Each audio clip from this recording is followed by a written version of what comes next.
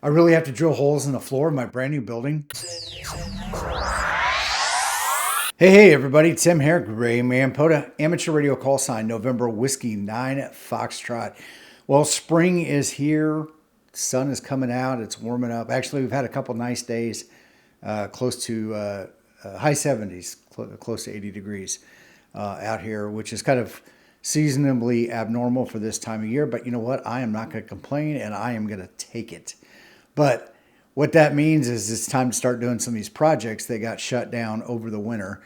As most of you know, I moved out here to the ham shed, had a purpose-built building built here on the property to get me and my hobbies out of the house to make my wife happy, because we all know happy wife, happy life, right? That's the mantra. So I am out here. One of the things that obviously happened because it got cold, and I was waiting for some parts to come in, is to actually have the ability to set up my amateur radio gear out here in the ham shed, as my wife calls it, or ham sandwich, I'm sorry.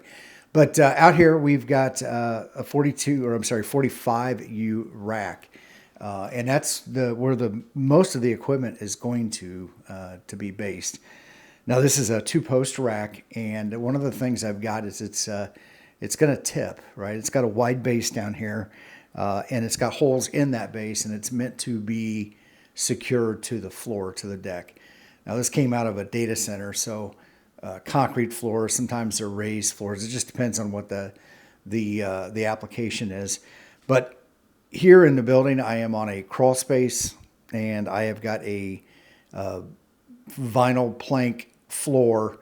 It's that Smart Core flooring from Lowe's. Really good stuff. And I've got to poke some holes in the floor to secure this. And one of the things I wanted to do when we had this place built, always thinking about like resale value and what's the next owner going to do with it. So I didn't want to get too specific. There is a pass-through built into the wall to go outside for coax cables. And there's some 220 circuits back here for amplifiers. But other than that, this could all be deleted.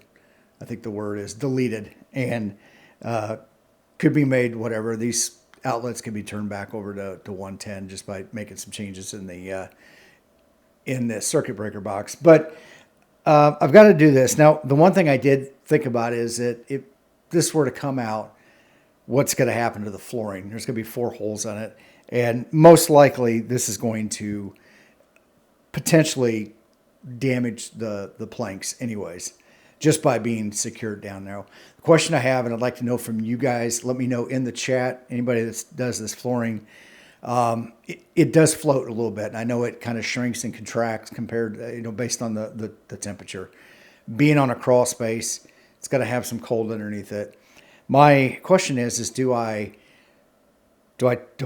secure this through the floor directly on the flooring, or do I elevate it just a little bit and maybe make the holes through the floor just a little bit wider, at least through the vinyl planking, so it gives it some room to shift as temperature fluctuates.